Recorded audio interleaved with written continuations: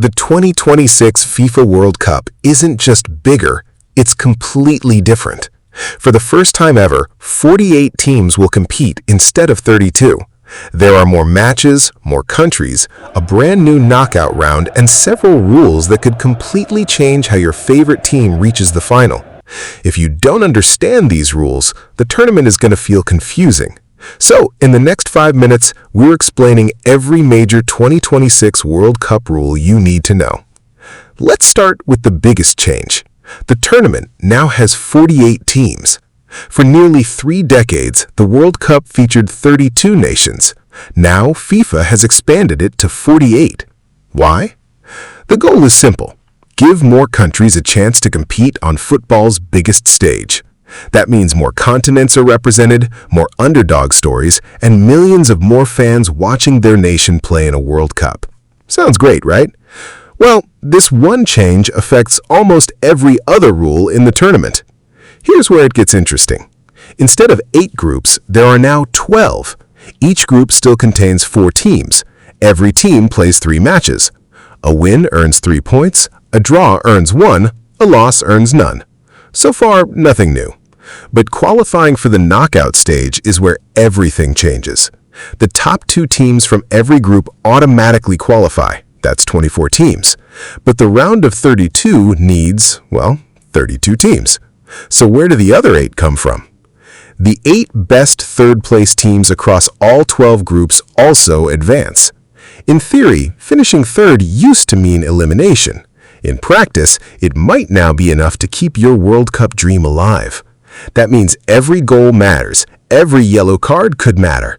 Even the final minute of the last group match could decide whether a team survives. And yes, fans are going to be doing a lot more math during the group stage.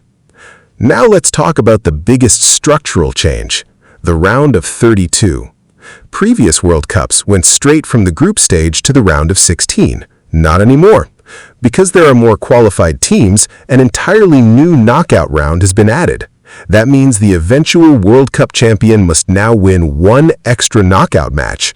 Instead of playing 7 games to lift the trophy, they could now play 8. 1 extra match, 1 extra opportunity for drama or disaster. Now imagine 2 teams finish level on points. Who qualifies? This sounds simple. It isn't.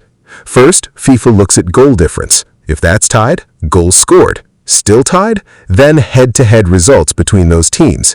If they're somehow still equal, FIFA looks at disciplinary records. Fewer yellow and red cards can actually help a team qualify.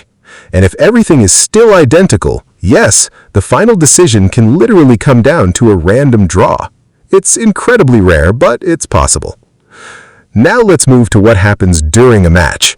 Every game lasts 90 minutes, 2 halves, 45 minutes each. During the group stage, if the score is tied after 90 minutes, that's it.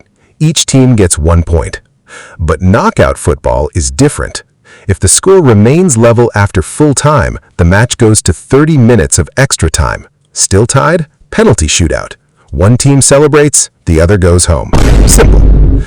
Players also get 5 substitutions during normal time, although they're made across a limited number of substitution windows. Fresh legs have become one of the biggest tactical weapons in modern football. And speaking of modern football, technology now plays a massive role. VAR helps referees review important decisions.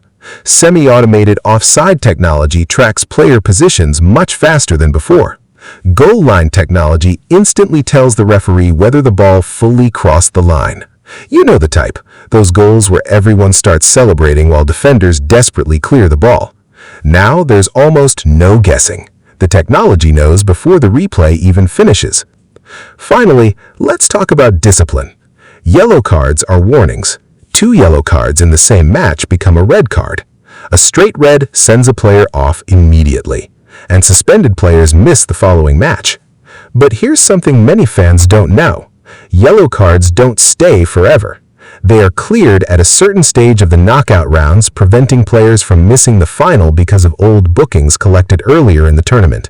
It's FIFA's way of making sure the biggest match features the biggest stars whenever possible. So what's the biggest takeaway? The 2026 FIFA World Cup isn't simply a larger version of the old tournament. It's a completely new competition. More teams, more matches, more knockout football, more chances for underdogs, and more ways for every single goal, save, and decision to change history. Now, when the tournament begins, you'll understand exactly what's happening, even before the commentators explain it. And if you want football made simple, make sure to subscribe, because this is just the beginning.